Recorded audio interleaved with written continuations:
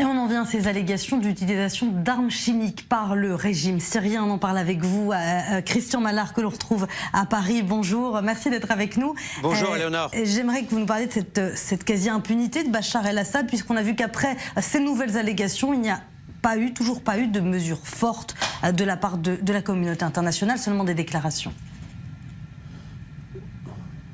Vous posez la bonne question, Éléonore. Vous savez, je trouve que la communauté internationale, la gouvernance mondiale sont lâches et manquent de courage politique. Parce que regardez, qu'est-ce qui s'est passé?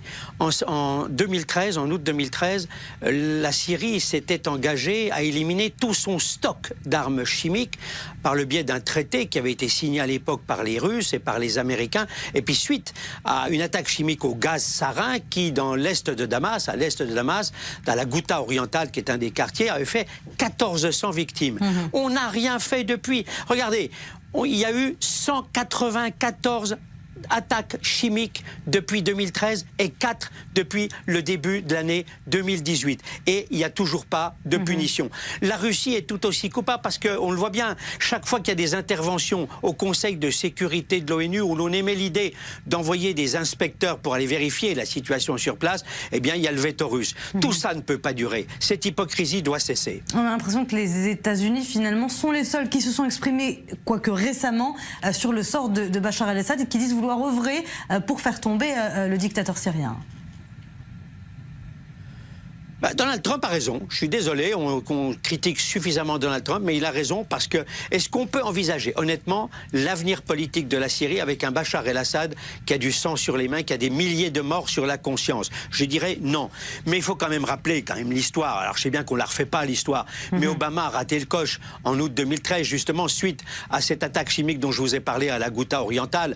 Il devait intervenir, il n'a même pas mis ses menaces d'intervention militaire à exécution. Lui et Cameron, l'ancien Premier ministre britannique de l'époque, ont reculé. Il y avait que François Hollande. Mais enfin, il ne faisait pas le poids en étant tout seul. Donc, on le voit bien.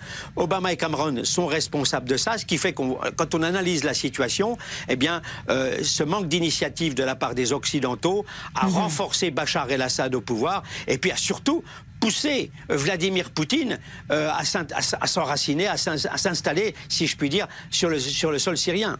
En quelques mots, Christian, pour conclure, la reprise des pourparlers, c'est aujourd'hui à Genève. Quelles conséquences vont avoir ces nouvelles allégations sur la reprise des négociations? Vous savez, il y avait un tout petit peu de confiance entre la Russie et les États-Unis sur ces dossiers du Moyen-Orient. Et on s'aperçoit aujourd'hui que cette confiance est rompue. Donc, si vous voulez, ça va mettre un peu hors jeu les Américains et le camp occidental et les puissances arabes qui font partie de la coalition internationale, comme l'Arabie Saoudite et quelques autres. Et finalement, ça risque de laisser le champ libre à la Russie et à l'Iran pour déterminer à leur guise l'avenir politique de la Syrie. Et ça, c'est pas de bon augure. Merci beaucoup, Christian Mallard, depuis Paris. Merci d'avoir été avec nous.